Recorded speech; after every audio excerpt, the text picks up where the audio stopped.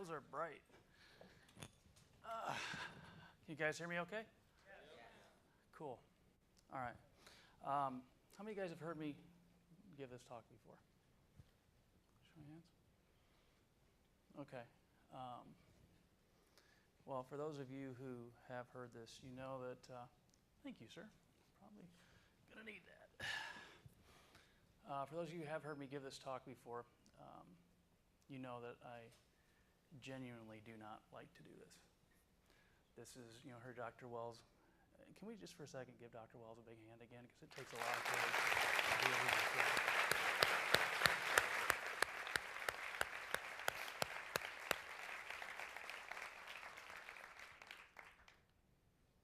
You heard him talk about dreading to do this kind of thing. I've spoken in front of tens of thousands of people before. I don't necessarily get nervous speaking, but this I hate doing. But I do it because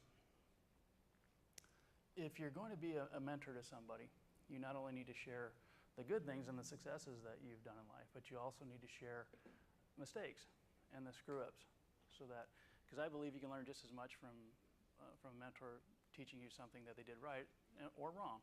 Either way, you can learn a lot from putting your hand on a hot stove. Can we agree? Yes. So, for those of you who don't know me, my name is Virgil.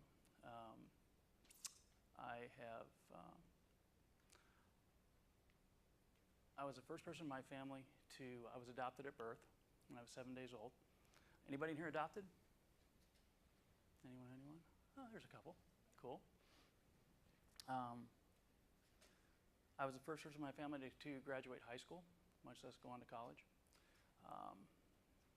And I've led a ridiculously, stupidly blessed life. Move it up. Hang on. Excuse me. Is that better? 10, 9, 8, 7, 6, 5, 4, 3, 2, 1. Bye now. Like I said, I've led a ridiculously, stupidly blessed life, far beyond anything I actually deserve. I am where I am in life. I made my first million when I was 19. I retired for the first time when I was 23. I retired half a dozen times since. And I'm not telling you that to brag, because I'm nothing special. I am where I am in life because of two things: grace of God, and I mean that in the truest possible definition of the word grace, because I don't deserve anything that I've got. And the fact that when I was in college, I made a science out of getting billionaires to mentor me. And I am living proof that the stuff that they've been teaching you these last few days works. The stuff that they teach you guys every day, I live in my life every single day. I have been blessed enough to buy and sell a lot of companies. I've done a lot of fun things. But the one thing that I've done consistently for almost 30 years now is I mentor young people. That is my passion in life. I love to do that more than anything else, because 6 billionaires saw something special in a dumb little kid from Iowa. It changed my life for generations, and in my family's life for generations. I mean, it's something I can never possibly repay. You guys have heard this word mentor, mentor, mentor, mentor. If you take one thing away from the talk I'm going to give you tonight, it's I want you to understand that mentoring is the ultimate shortcut to anything you want to achieve in life. Okay? Mentoring is the ultimate shortcut to anything you want to change in life, anything you want to achieve. Because we've all heard that thing, how long does it take to learn from your own mistakes? A lifetime. A lifetime. How long does it take to learn from somebody else's? 10 minutes. Lunch. Okay? Guys, I got really good at doing this when I was your age. I had no access to mentors. My father was a janitor. He never made more than 12 grand a year. Perfect example of working hard is not the answer. You have to work hard and smart. Okay? But nobody taught my dad. He didn't know any different. I mean, I grew up in a very, very close family.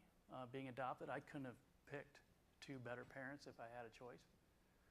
But we were just dirt poor. And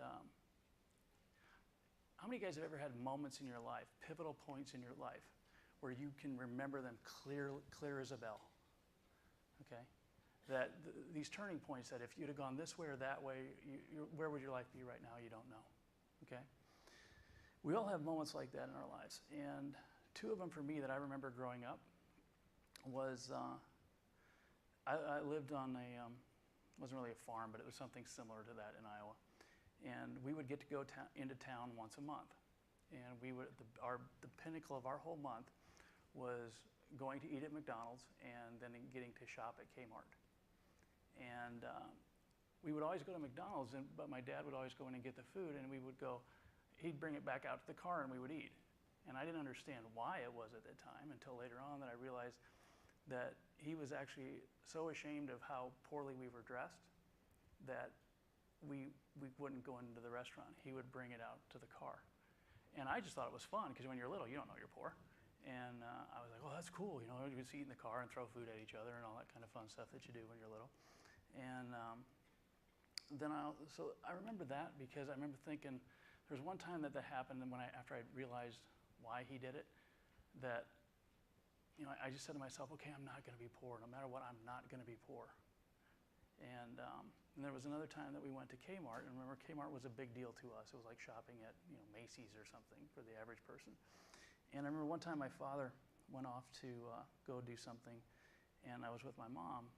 And as soon as my dad left, she went over to the dresses and started holding up dresses in front of the mirror, and you could see her light up, her face light up.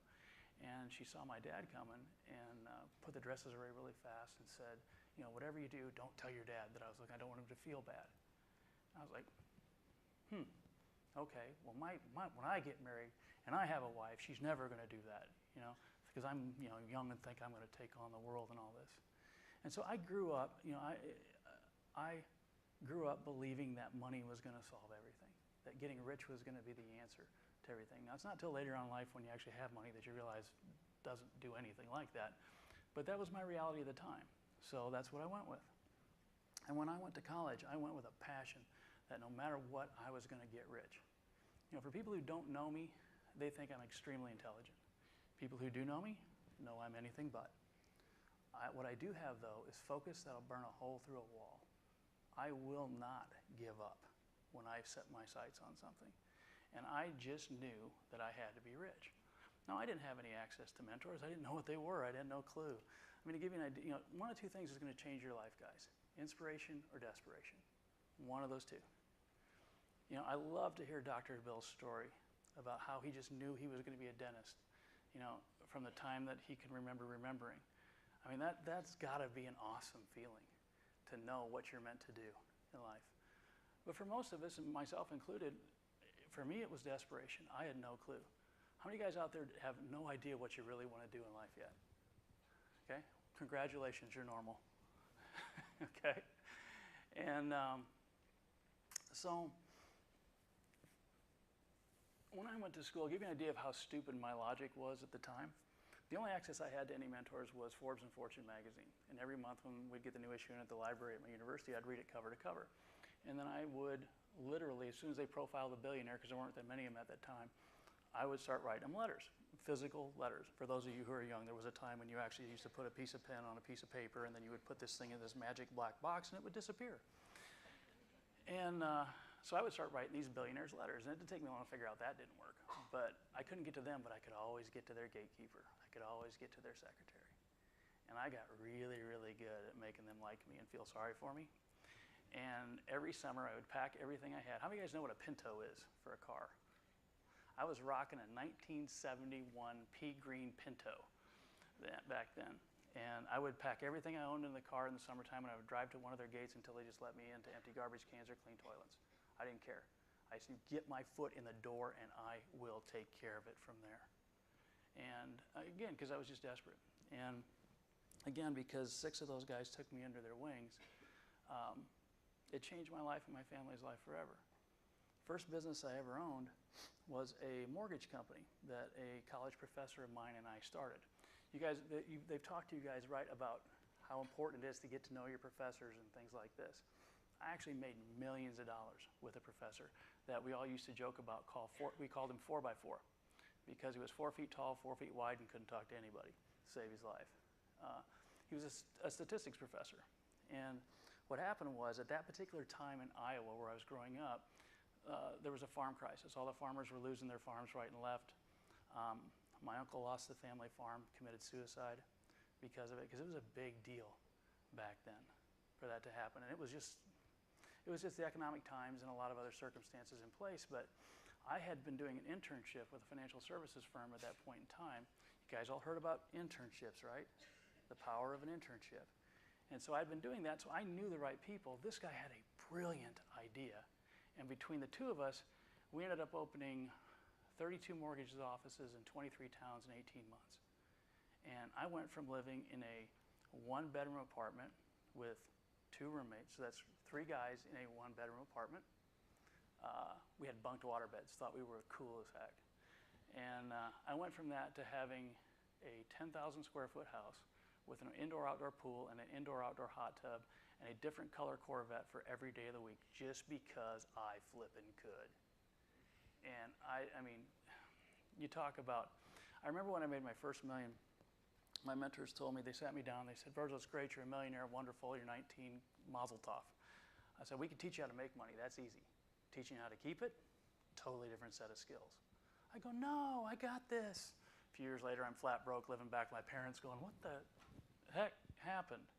Because it's a different set of skills. It's character that will allow you to keep money, which I didn't have at that time. To give you guys an idea of just how off track I got when I made money the first time, how many guys have ever seen a credit card statement? Okay, you know that little box in the upper right-hand side where it says what your minimum payment that month should be? Okay.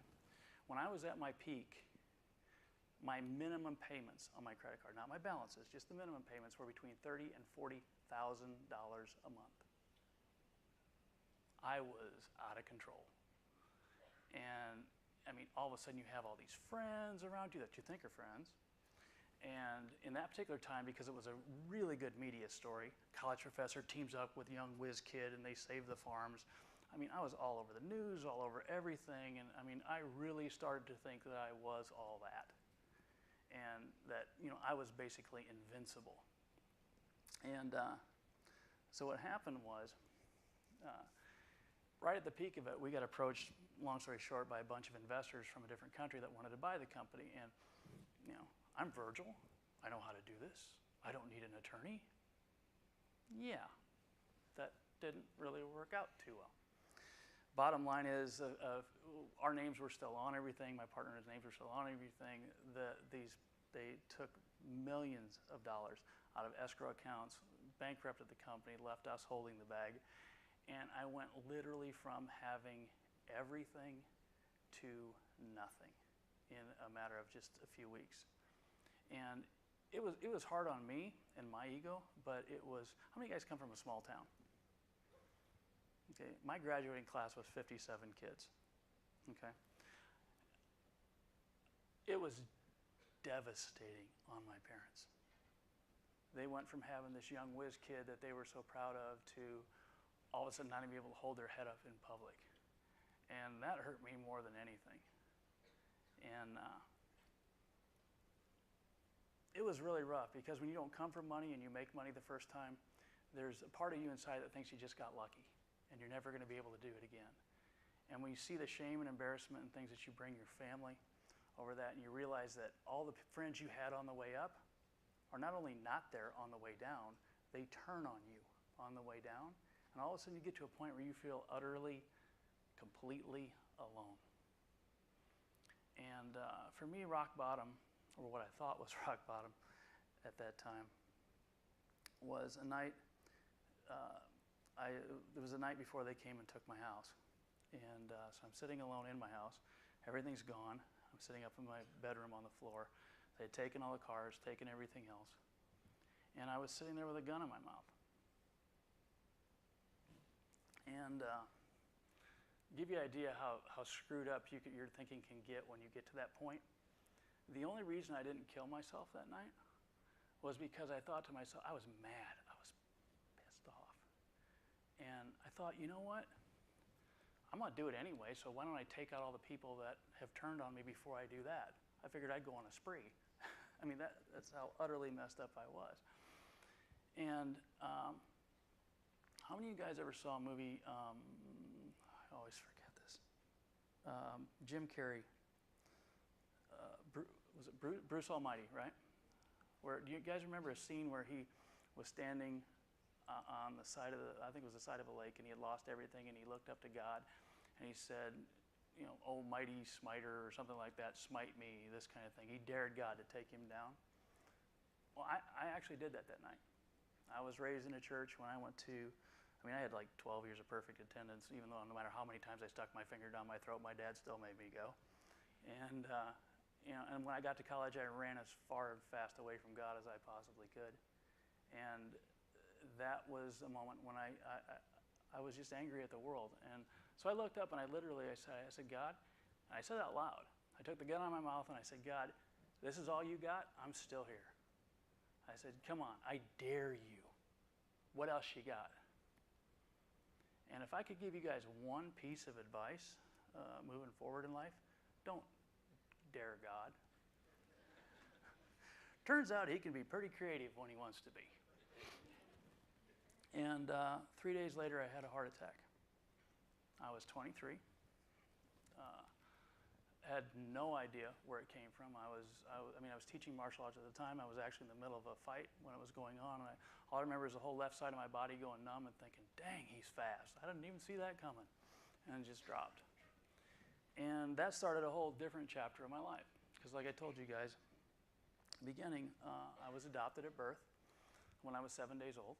I grew up knowing I was adopted. Never, I also had brown eyes. It never meant anything. I knew I was adopted before I even knew what the word meant.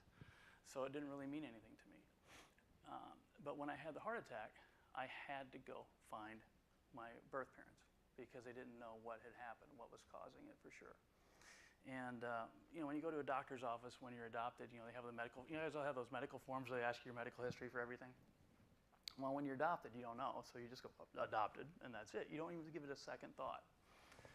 It wasn't until just a few years ago that science realized there's over 6,000 diseases that are hereditary, and the scary thing for adopted people is that most of those will skip a generation before they reappear. And so you can be perfectly healthy and all of a sudden pass something on to your kids or whatever it is and just not know it. And that was my case.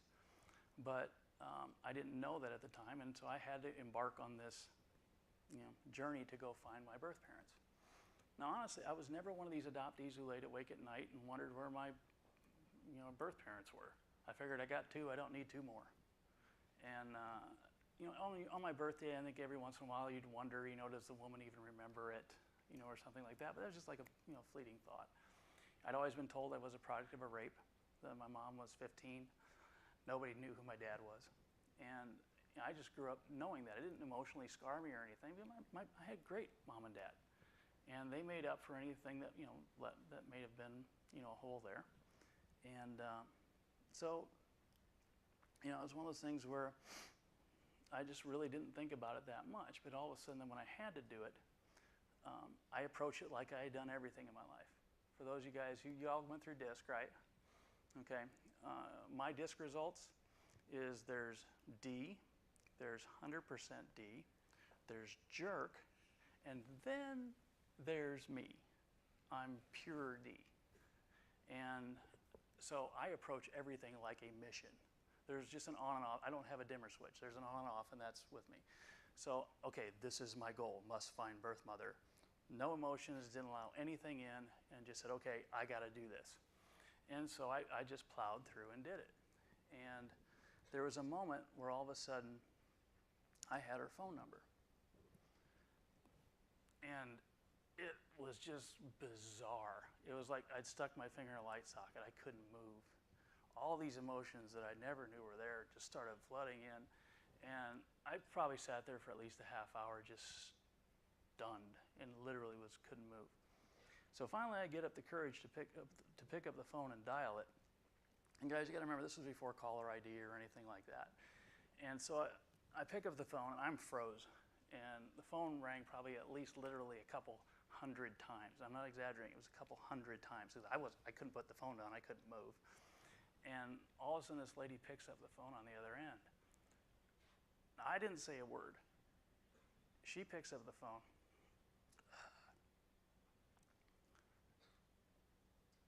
I hate doing this. And she picks up the phone and she's crying hysterically into the phone. Now, I hadn't said a word. She couldn't possibly know it was me.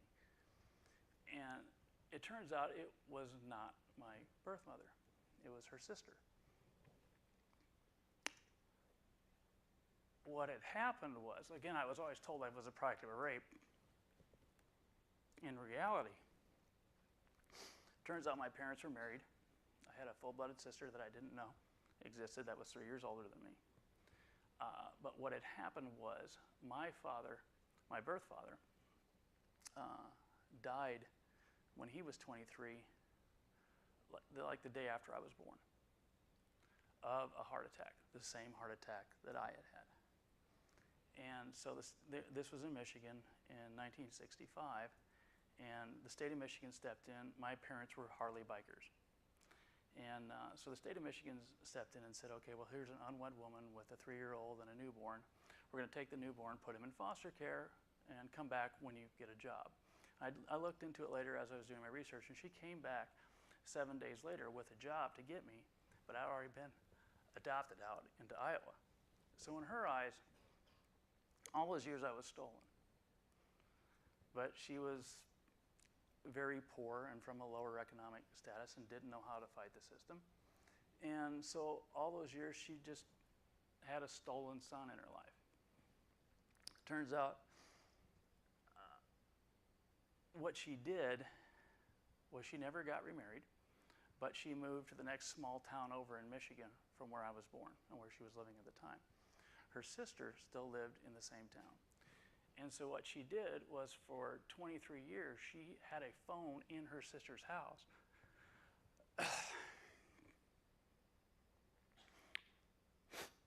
Listed in her name so that in case that phone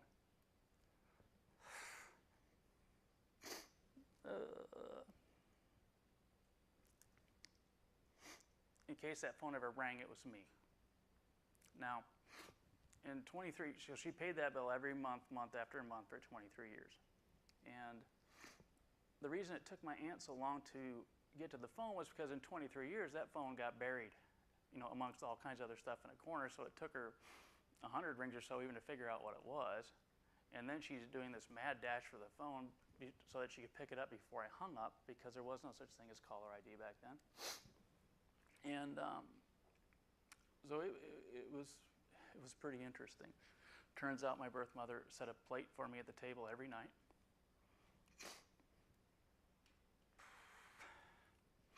I had birthday parties for me, all that kind of stuff, even though I never existed. Oh, I hate doing this. Excuse me. And it was a very, very difficult situation for her. Now,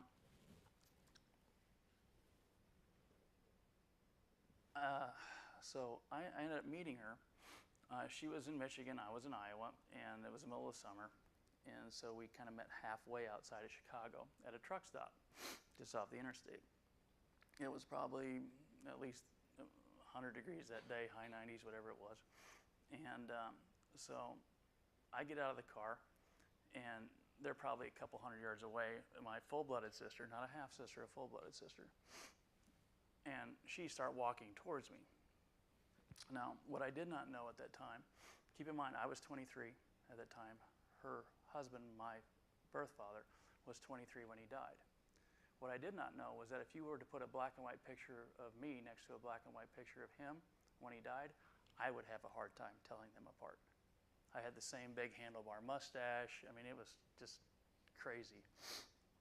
And so what happened was, as we were walking towards each other, as soon as her face could focus on my face, she was emotional to begin with, and somehow in her mind she got it twisted around that I was her dead husband that came back to life, and she freaked out and dropped like a sack of potatoes on the asphalt. We had to get an ambulance and everything to come get her and take her to the hospital and all that stuff.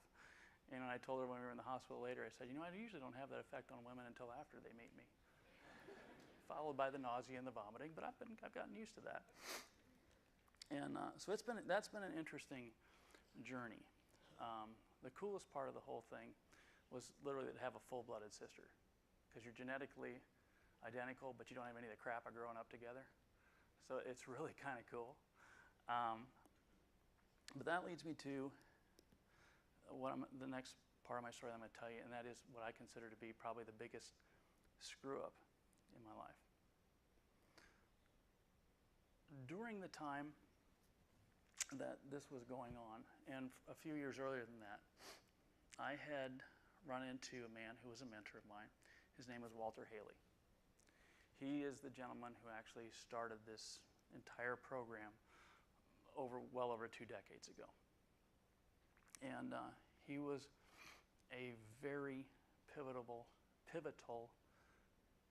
important person in my life who changed my life in a lot of ways. And I worshiped the ground that man walked on. He was one of the kindest, most gentle, giving people you'd ever meet. Funny as heck. And what he had done, he used to have these get-togethers at his house once a year.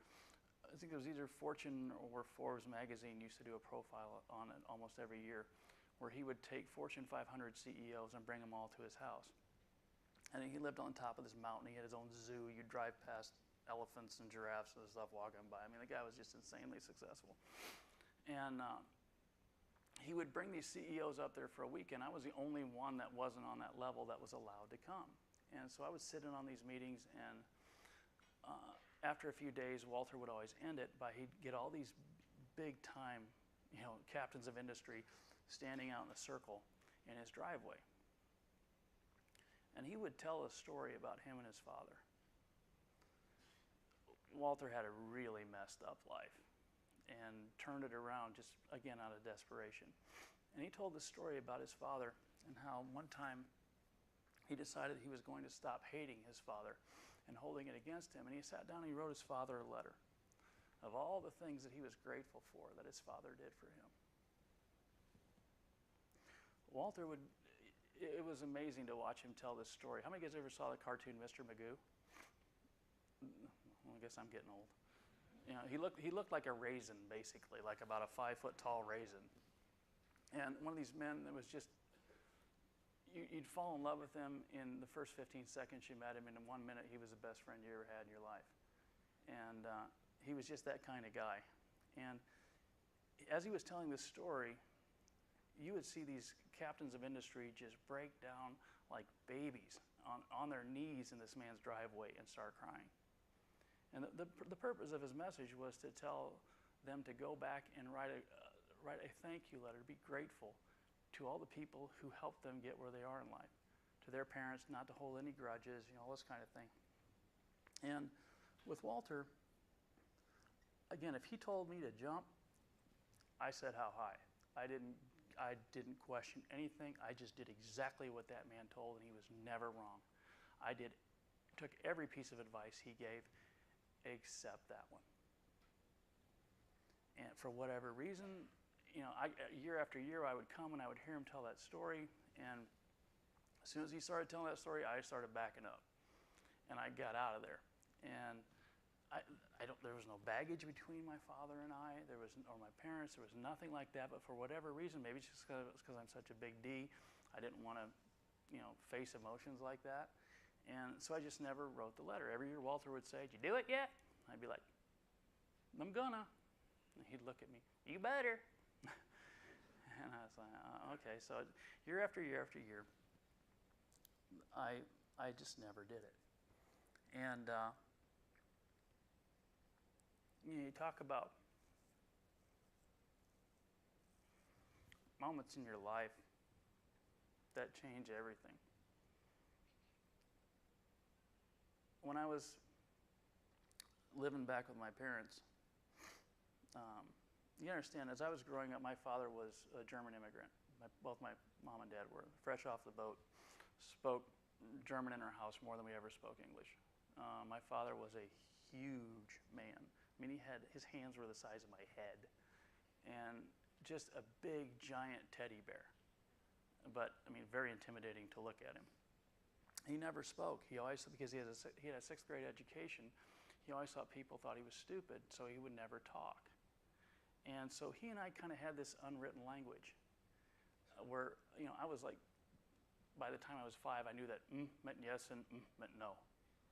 And I don't think he and I, up until one particular night, I don't think we ever spoke 500 words to each other. But we didn't need to. We had this little language that we would do. My fondest memories growing up as a kid were sitting at the base of a waterfall with him fishing for hours. And never didn't have to talk. It was just really kind of a neat relationship. And so in the course of when I had to go look for my birth mother, there was a time when my parents were always really, really supportive of it. They understood it. They got it. They didn't feel threatened by it, or I didn't think. And so it was really, really neat. One night my mom went out to go get some groceries and left my dad and I there by ourselves. And my dad sat me down, and I remember my dad never, ever sat me down in my lifetime. So he sits me down at the kitchen table, and he's all serious. And he goes, he says, "I need to ask you a question." And I said, "Okay." And he goes, "Your mom and I were talking about something the other night." And he said, "I know the answer to this, but I just need to hear it from you." It's like, okay. Because I was in the process of looking for my birth mother at the time. And he said to me, he says, "When you find this woman, does that mean you're not ours anymore?"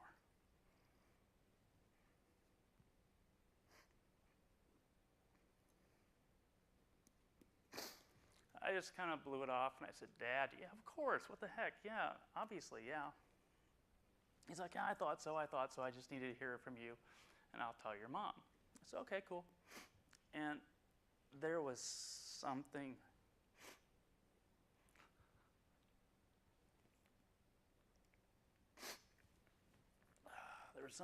really magical about that night, because hang on here a second. I hate it when I do this talk. I got to remember to take decongestants before I do this sometime. I'm sorry, this is really rude, but man, sorry.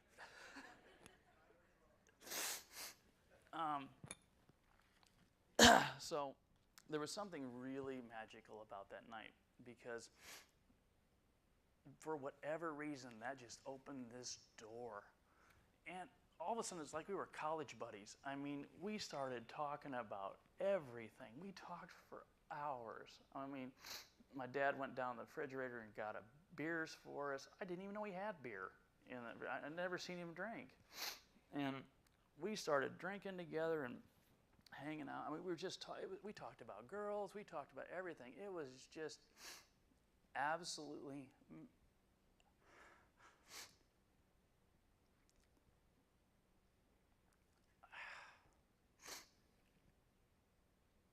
magical is the only word that describes it.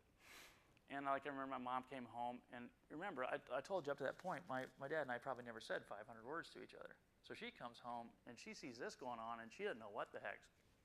She's like, she goes to bed. We're still talking. An hour later, she gets up and looks down the hall, shakes her head. We're still talking. I mean, we're laughing and joking. I mean, it was incredible. So I remember going to bed that we stayed up all night talking.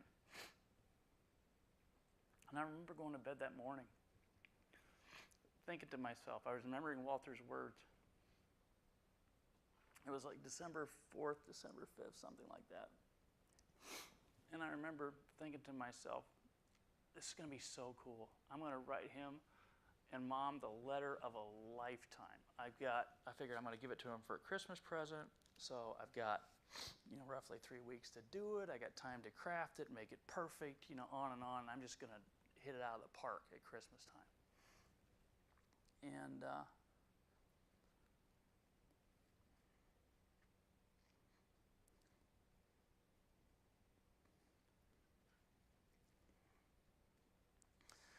3 days later, he was killed in a car accident.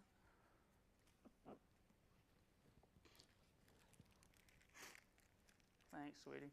That's my daughter. By the way, I never let my kids hear this until they're at least 12 years old. You guys all met my son Adam, I'm sure, over time. He turned 12 a few weeks ago, so this is his first time in hearing this. And so 3 days later, he was killed in a car accident. So I never got to write him the letter.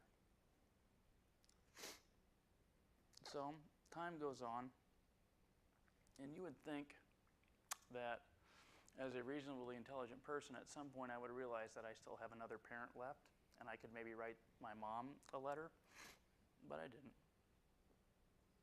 And a few years later, my mom got remarried to my dad's best friend. He had lost his wife a few years earlier to cancer, and I grew up. They were our next door neighbors. I grew up with them, and I remember my mom being all nervous when she called me to tell me that she was seeing Warren, and it was a big deal.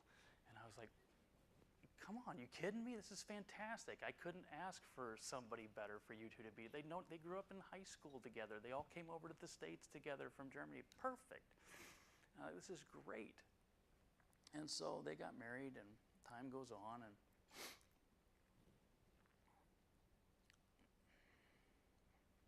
a few years later,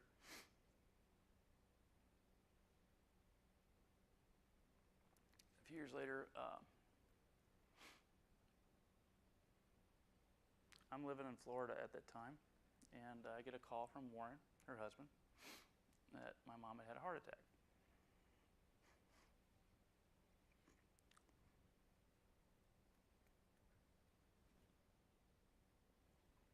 They didn't expect her to make it through the night, and that I should get on a plane.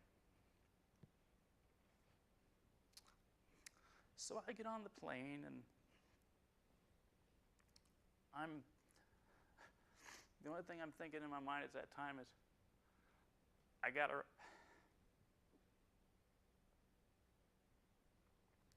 write this letter and get it to her before it's too late. So thank God it was dark on the plane, because I'm sitting there trying to write this thing out as fast as I possibly can, crying like an idiot, then kicking myself for being such a stubborn dumbass.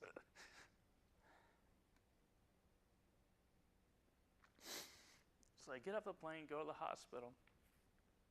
I don't know how many of you guys have ever seen somebody who's just had a heart attack, but there's just tubes sticking out of everything, and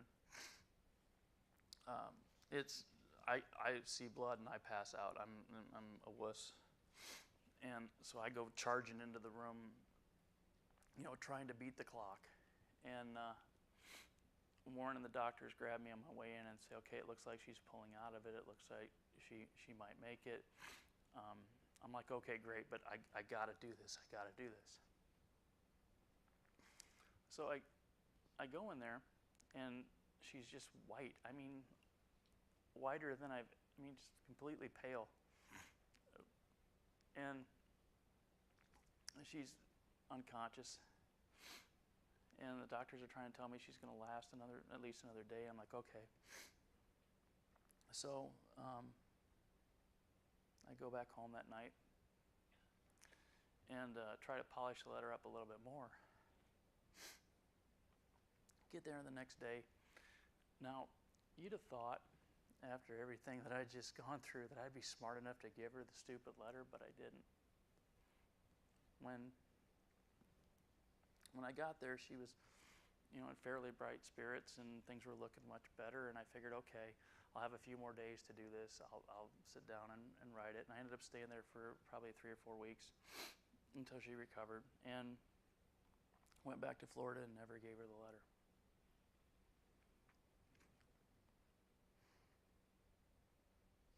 So a few more years go by. I'm going through an old sock drawer one day, and I find this letter that I had written.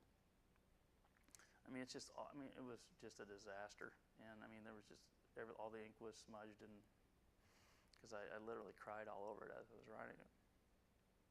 And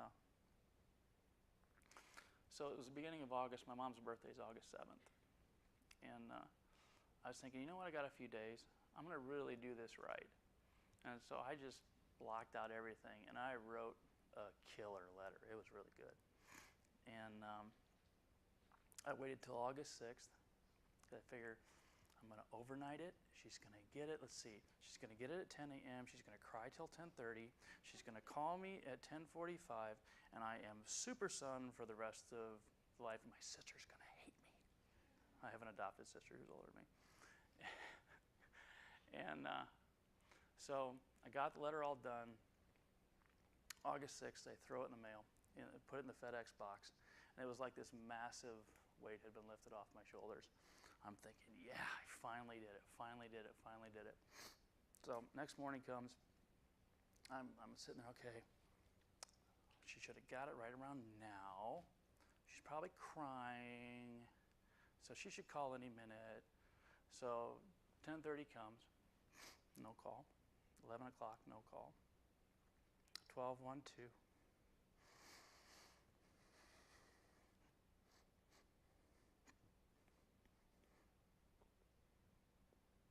No call.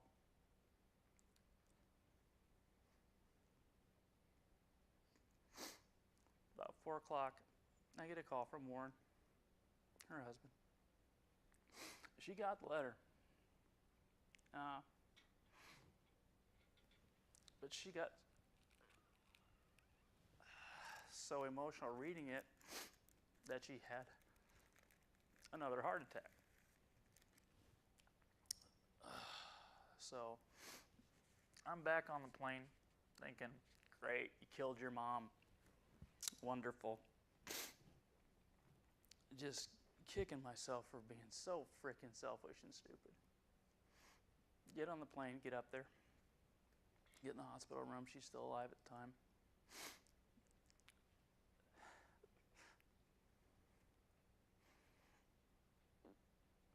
She's laying there in the bed. She's got her Bible in one hand. And she's got this letter, like completely clenched in her hand. The other one.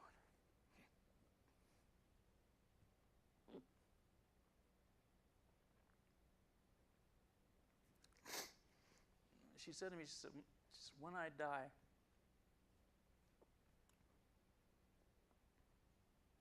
she says, I want you.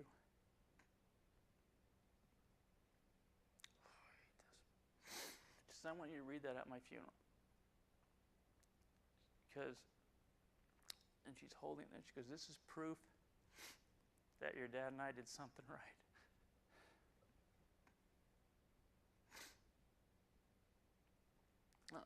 She's still alive to this day. She didn't die or anything, and we laugh about this now. But to this day, that letter is her prized possession. She's had copies made. They're laminated. She's got in her safe deposit box. She's got in her Bible. She's got them everywhere. And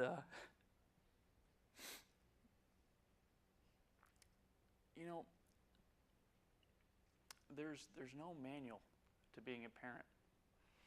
Some of the most important things that you need to know in life, there's no instruction manual for. It seems crazy, but until you have a kid, you don't really understand. You go through your whole life and you don't know if you're doing a good job. There's no grades you get as a parent. That makes sense. And so, for those of you in here who think you know what love is, until you look in your child's eyes for the first time, you have no idea. People always told me that wait till you're a parent, wait till you're a parent. Trust me, there's nothing you could do that could explain what it's like to look into your child's eyes for the first time. And then to think you have all that responsibility and nothing to go by, except most of us just go by as parents. We go by what we were taught by our parents, as an example. And when you see the impact that a letter like that can do in someone's life, Parents go their whole lives not knowing if they've ever done a good job or not. Everybody in this room, at one point or another, has probably hated your parents. And I'm not going to ask you for a raise of hands. But let me tell you something. Again, they don't have a manual for what they're doing. They're not perfect. But I can guarantee you one thing, that they love you. And if you're sitting in this room right now, there is somebody in your life who loves you, that has sacrificed for you, probably much more than you possibly know. Because one thing parents are usually pretty good at is hiding the sacrifices that they make for their children. And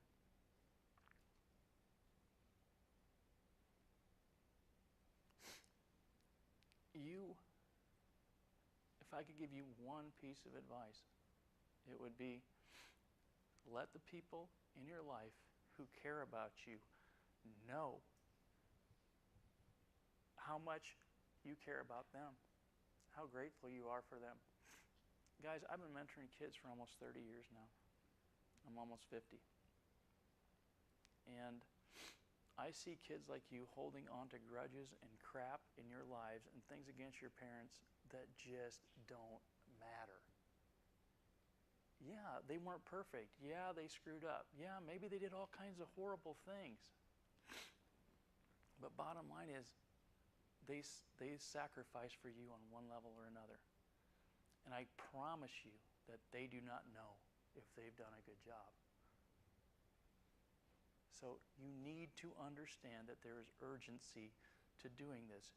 Do not screw up like I did. I wrote my dad a letter years later. I took it to his grave. They said it would help. Nope. It's not the same. It's not the same at all. So if you've got a parent or parents or anybody in your life who you care about, go out of your way to make sure. Put all the crap that's happened in your life away and just let them know how much you care. If you can't think of one good thing about your parent, think harder for anything. When Walter wrote his letter, his dad abused him in every imaginable way for years. And he still found things to be thankful for. You don't have an excuse.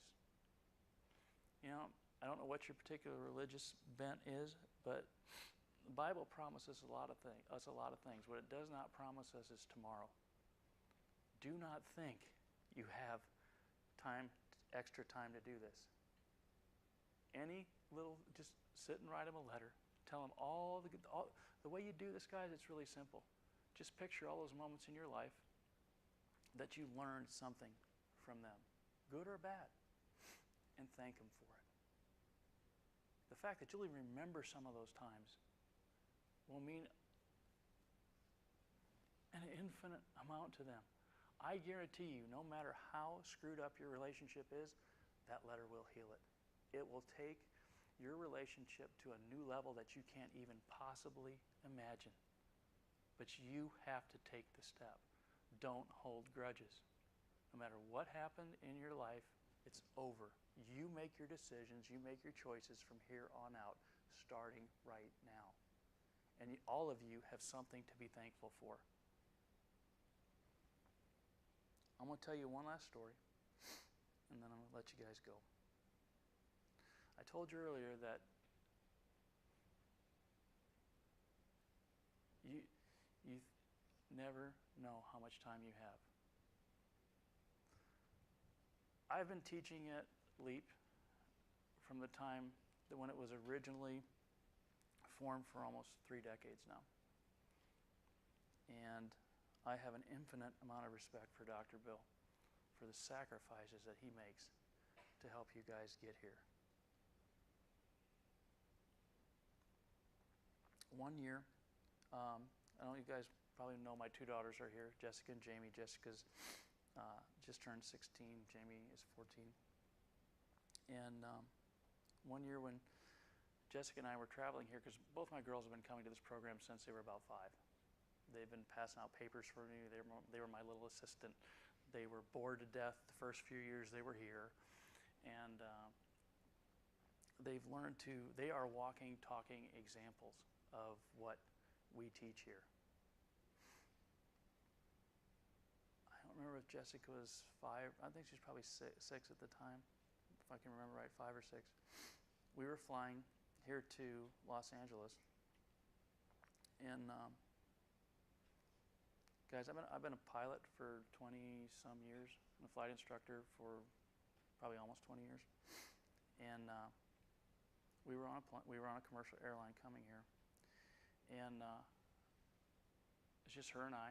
That was a cool little daddy thing to do, and we get over LA, and pilot comes on and says, we're going to circle around a couple more times. There's just a couple mechanical issues we're dealing with. Just, sit tight. We'll have you on the ground in a few minutes. Okay. Circle around a little bit. Comes on about a half hour later.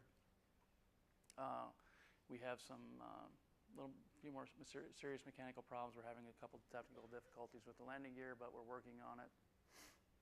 Just sit tight. Okay. Stuff happens. There's always redundancy in aircrafts. I mean, there's always multiple safety systems. As a pilot, I know that. I'm not stressing. Pilot comes on. That's probably a half hour later. At this point, we've been circling for a long, long time. And said, we want to let you know that we have not been able to solve the mechanical problems on the plane. The landing gear will not come down. And so we are going to have to make an emergency landing.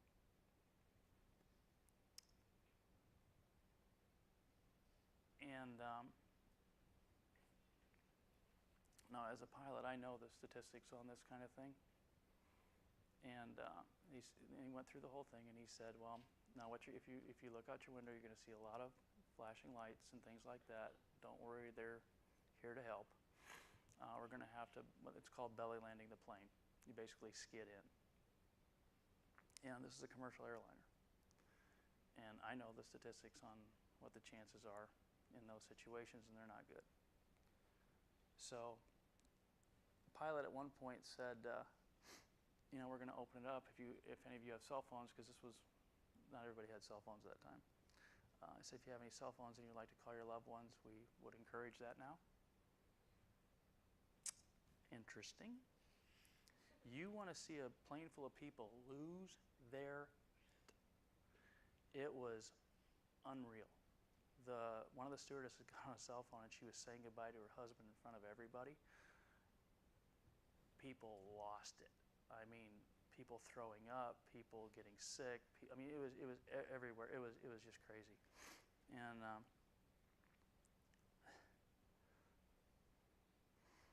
my daughter's sitting next to me. She looks up at me like only a 6-year-old can. She goes, "Daddy, are we going to be okay?" I'm like, "Yeah, sure, honey. It's going to be fine. It's going to be fine." So let's call Mom. Okay. So we called, and she wasn't home. So we had to leave a message. Now that's a fun message to leave on an answering machine. So anyway, we were on our way to what was LEAP at that time, and left the message. I don't even really remember exactly what I said, but I'm sure it was not eloquent. And landed, and I mean, everybody survived, and it was fine, but it was pretty interesting. And to this day, I don't think Jessica even remembers it. And what I forgot to do was call back after we landed. And my cell phone battery had died during that period of time. So I had some splaining to do later. But the point is, guys, at your age, you think you're invincible. You do. You think you're going to live forever. Most of you have no sense of mortality in your life. And I'm telling you, you never know when people don't. tens of thousands of people die every day. Do you actually think they wake up in the morning thinking this is going to be my last day on earth? They never do. So if you leave this earth tomorrow, I want everybody in your life to know how much you care. Guys, when I was your age, I would have killed to have something like this. For how many of you guys in here, this is your first time? Okay.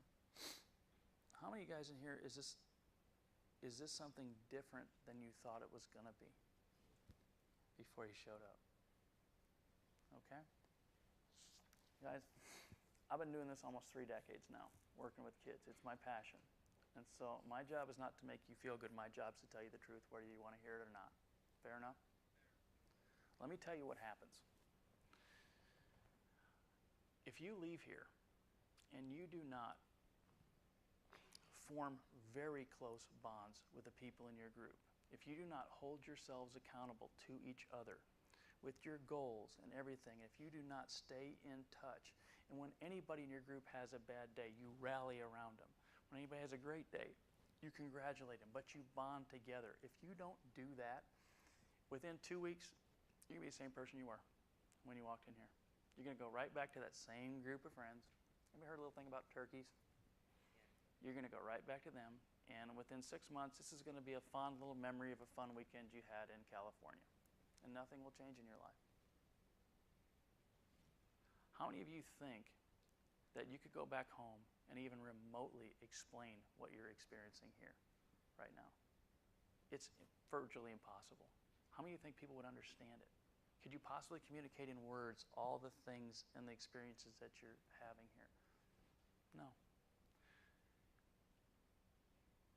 So what you need to do is you have to stay in touch with the people who are here. Hold yourselves accountable. Build each other up. Share your goals so that everybody in your group knows. Build an extraordinary life. If you go back to your friends, nothing's going to change. You have to continue. This is a group that I promise you, if you take this seriously, it will absolutely transform your life. Now, if this is your first year here, guys, this is like trying to drink out of a fire hose. I mean, you're getting so much information so fast that a lot of it isn't even sinking in. The magic in this course happens when you get home. The magic happens when you stay in touch with your friends and you go through all those ups and downs together. I can tell you, having done this almost 3 decades, you will make friends here that will last a lifetime. And I mean friends. I mean friends who will be there through the ups and the downs. You know, it's not uncommon at all for people to meet their spouse here. At all. There are weddings all the time from people who met each other here and got married. How many of you guys remember Chloe? Yeah. Australian? My daughters just went to Sweden and attended her wedding to Rick, a guy she's Australian and he's from Sweden. And I mean, talk about a couple. I mean, it's amazing the connections that you can make here. And I can't state enough how much this course can change your life if you take it seriously. We can't ram this down your throat. You got to want it. And you know what? If you think for a second, how many of you guys think that this course has a potential, honestly, to change the course of your life forever? Okay, then I'm gonna ask you for one challenge. Next year, bring somebody with you. Next year, take somebody you care about and bring them with you. Can I get you to promise me that? I'm sorry? Yes. What? Okay. Guys, I said in the beginning of this talk, I don't like doing it. And by now, you probably all realize I meant what I said. I do not talk about this outside of anywhere outside of LEAP. I never do. The reason I say this and the reason I go through this is simply because if it will help one of you, just one person out there, avoid the stupid mistakes that I made in my life, then doing this was worth it. And that's all I got.